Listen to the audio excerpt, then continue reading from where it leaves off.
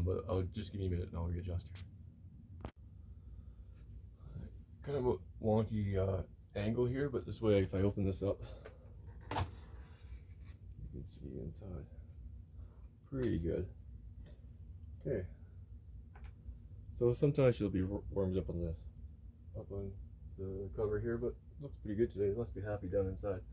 So you can see here, this screen is what makes it all the migration system. So this side is where I'm feeding. That's why it's covered in paper. Kind of a marker for me, and also a trap for fruit flies and stuff to keep them, it confuses them. This is the stuff this side is the stuff I'm trying to harvest. So by feeding this side and not feeding this side, these worms will migrate that way into the food area, leaving this stuff relatively finished compost. And I'll take it out of here, and I might pick out, maybe 50 worms throughout the process of drying, but most of them will find their way over to here. And as we get into the feeding process, you'll see that. But I wanted to show you this. The one in behind, this one here, is the same design. This one is actually the first one I built, and then which is a little bit different, but the same basic design, and then I built this one on wheels because it's heavy. It's all that my wife and I can do to lift this thing. And when we moved here, I actually took the worms out of this so that we could move it because it was too heavy to move. So the casters make a big help there. Yeah, that's it.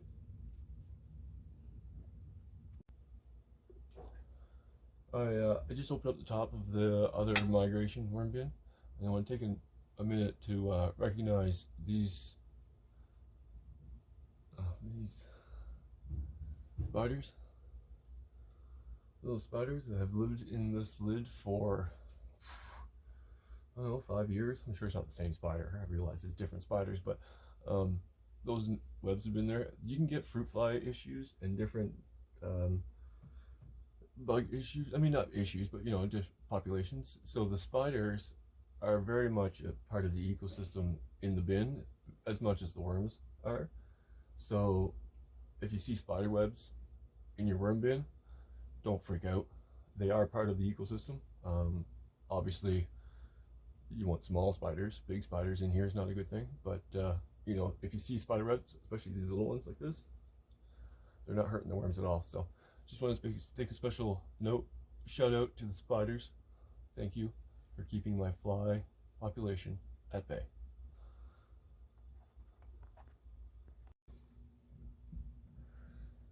Okay, Nick Johnson here, just in case let's just do that again. Okay, I just opened up this migration bin, worm bin, and I'm going to check out the worms. I don't know if these ones are going to need food, but anyway, we'll check it out.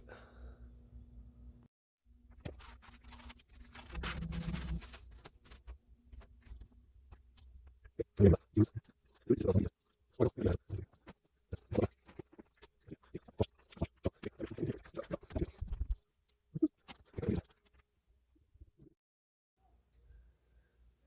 don't know if I can work upside down here, but I want to get you close in. So where are you? Here we go. So you'll see in here there's these little population. Here's one right here. This is white thing. I don't know if I can get them in focus here, but hold still enough maybe.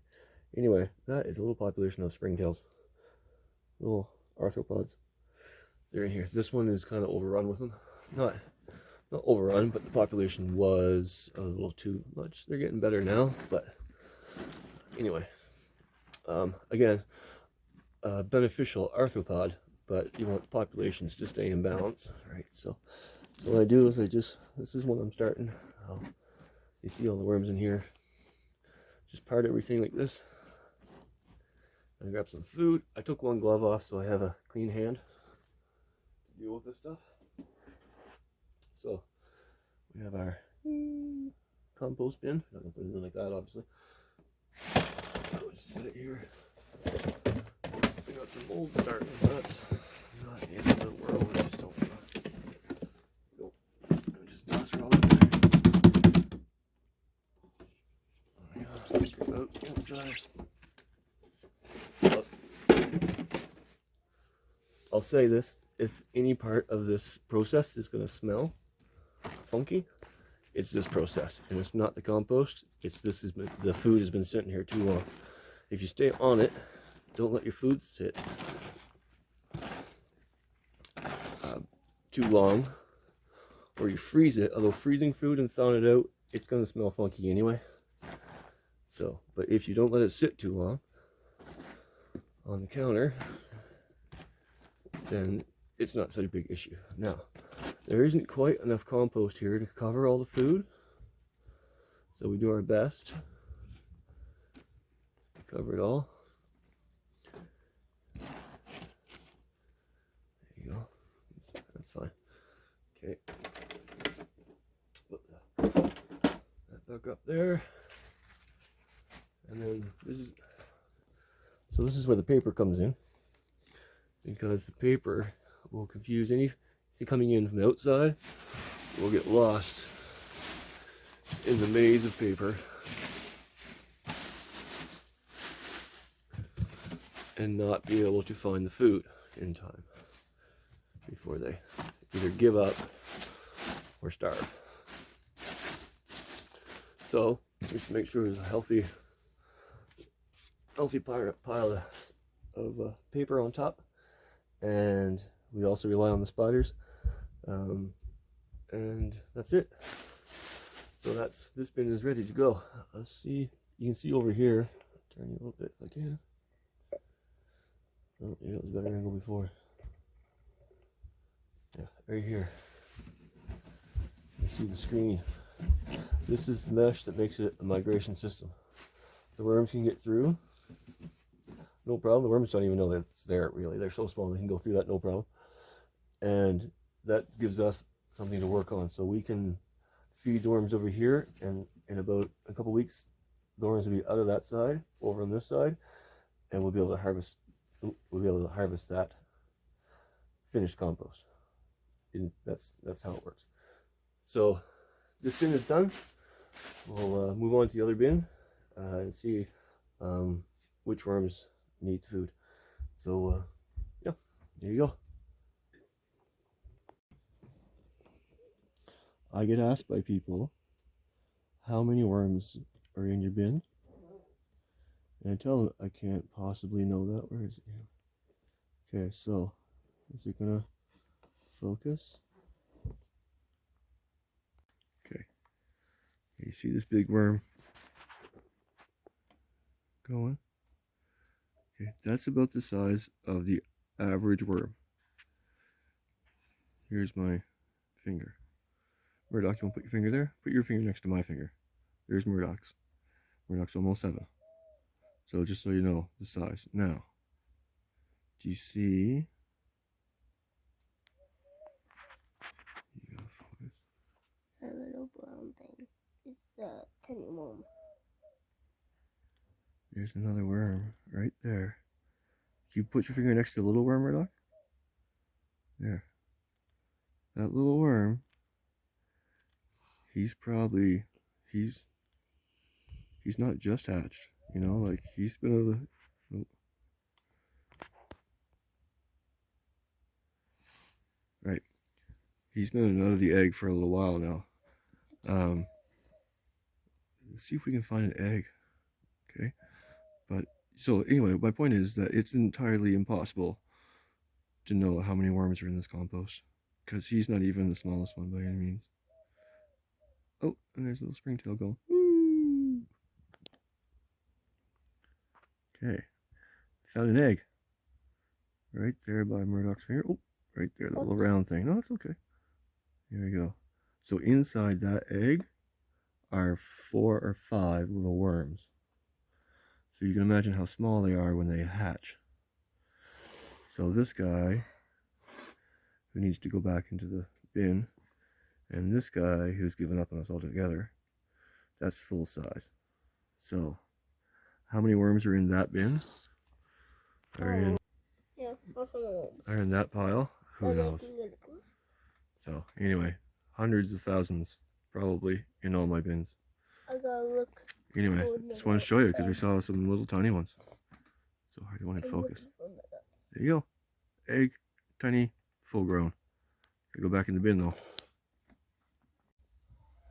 Great way to get your kids involved in this, in the worm composting, is to rip up this stuff on the paper for on top. The smallest kids can do it. The newspaper, I've already started ripping this one. You take it by the spine, the folding part, and all I ever do for the kids is I just start the rip, you know, about 1/4 inch.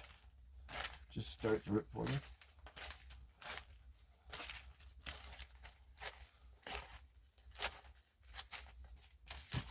Like so. Yeah. Then you hand it to the kids. All they have to do is just take it and it rips. And it's so, oh, see, even that one didn't work. It's so satisfying. Alright, this way. See, then it rips with the paper. It's so easy. Even the smallest kids, if they can rip paper, they can help with the compost. It gets them involved, picking out the little worms, little fingers. Awesome. Anyway, just a little tidbit for you.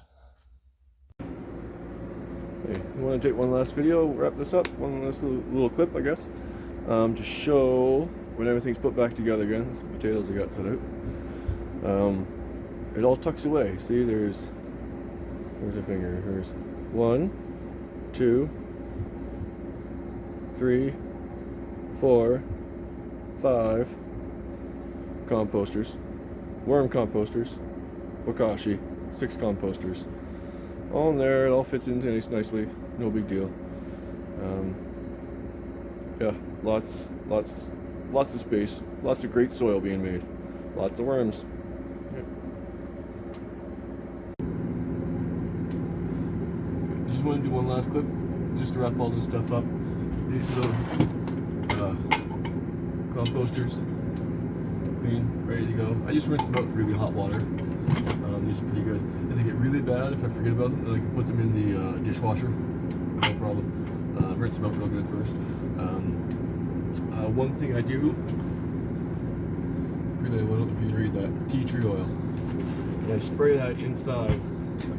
Oh, it's got a filter on it, but just spray it inside and leave it.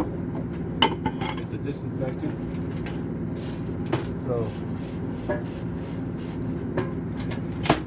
helps with the smell and everything. So just, it's easy to mix up. On the website, eatmyshrubs.com, there's the formula to mix this stuff up. Yeah, I do that, keep these things a little fresh when you open them up, to put new stuff in. It works out pretty good. So, anyway, helpful hint. There you go.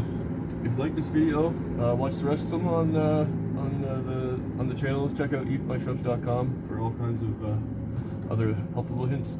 And yeah, follow along. Composting inside, year-round, small space, easy to do. Just gotta get the right setup.